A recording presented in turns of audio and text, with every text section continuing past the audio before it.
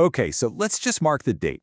Today is February 5th, 2026, and something fundamental just shifted in the world. You know those guardrails? The ones that have kept nuclear Armageddon at bay for literally half a century? Well, they're gone. Just vanished. We've just stepped into a new and, honestly, a much more dangerous era. To really get what this all means, we have to look at the system that just fell apart. And no, that's not a line from some TV show. That is a direct, stark warning that came out today from a former Russian president. What's he saying? It's a pretty clear signal, right? That whole period of relative calm we got used to after the Cold War, well, that's officially over. Think about this for a second. For more than 50 years, my entire lifetime, probably yours too, there's always been some kind of treaty, some kind of agreement putting a limit on the number of nukes the US and Russia could have. But as of right now, today, that system is gone. Poof. Completely. Okay, so what does this actually mean in the real world?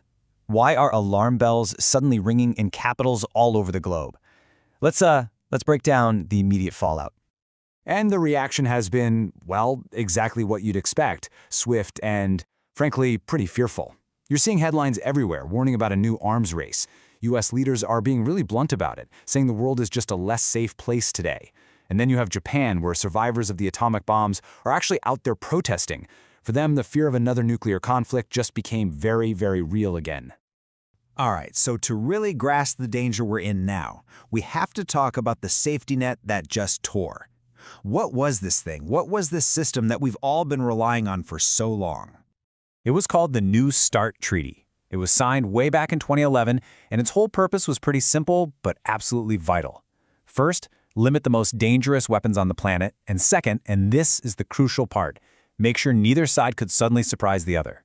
It was basically a tool built to stop a simple misunderstanding from spiraling into a total catastrophe. And listen, this wasn't some short-term deal. It started in 2011, it got extended in 2021. It worked, It actually worked for over a decade. But today, it just expired. And with nothing to replace it, it marks a really definitive, really concerning end to this entire era of trying to control these weapons.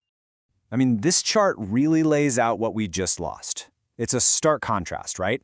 Before today, we had caps on arsenals, and we could verify them. Now, uncapped, and worse, unknown.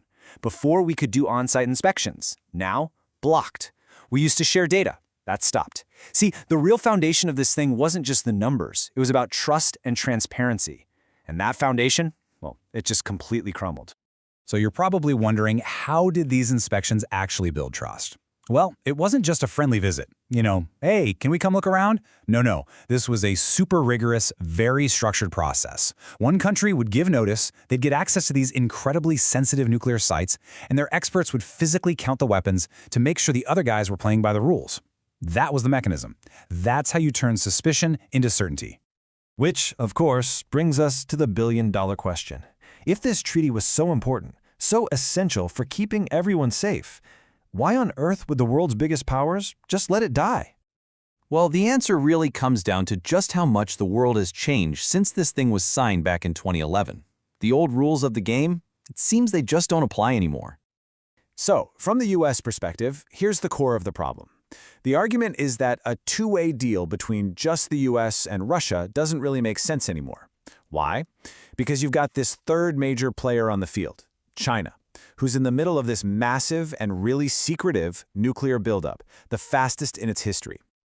And you can really see that strategic shift right here. For decades, arms control was basically a two-player game.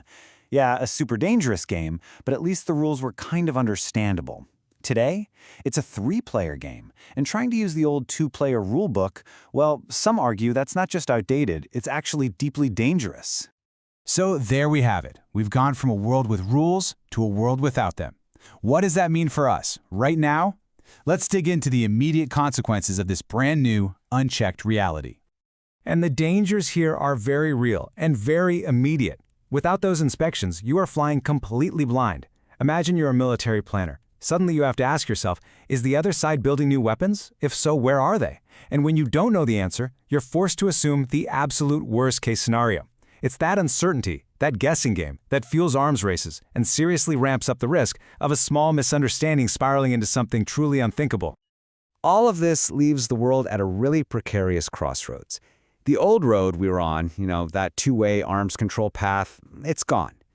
But a new path hasn't appeared yet. So we're all just stuck in this incredibly dangerous diplomatic limbo. And this is where things get really tricky. It's like a giant diplomatic knot. The U.S. position is, a treaty that ignores China is obsolete. Okay, but getting China to the table feels impossible. And here's why. China would almost certainly say, okay, if we have to limit our weapons, then so does India, so does Pakistan, so does everyone else.